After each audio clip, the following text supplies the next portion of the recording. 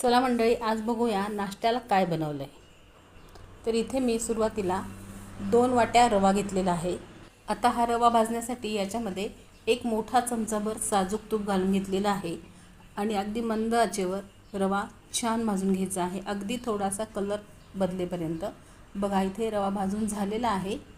आता हा रवा आपण एका ताटलीमध्ये काढून घेऊया. आता ह्यानंतर लगेचच त्याच पॅनमध्ये आपण फोडणीसाठी तेल घ्यायचं आहे. तेल गरम झालं की लगेचच मोहरी घालून घ्यायची आहे. त्यानंतर थोडेसे शेंगदाणे छान परतून घ्यायचे आहेत. लगेचच त्यामध्ये हिरवी मिरचीचे तुकडे घालून घेऊया आणि मिरच्याही छान परतून घ्यायच्या आहेत. त्यानंतर कढीपत्ता घालून घेऊ आणि नंतर लगेचच कांदा घालायचा आहे आणि छान परतून घ्यायचा आहे कांदा लालसर रंगावर. हिंग, हळद घालून पुन्हा एकदा छान परतून घेऊया. हे सर्व छान परतून झालं की आपण त्यामध्ये जेवढा रवा घेतला आहे त्याच्या 3 पट पाणी घालून घ्यायचं आहे. त्यानंतर कोथिंबीर घालून घेऊया.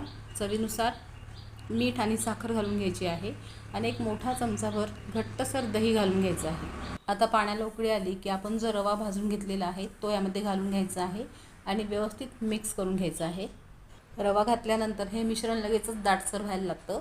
आता लगेचच झाकण ठेवून एक छानशी वाफ काढून घ्यायची आहे. बघा, आपला मऊ लुसलुशीत असा सांजा किंवा उपमा तयार आहे. आता आपण प्लेटिंग करूया.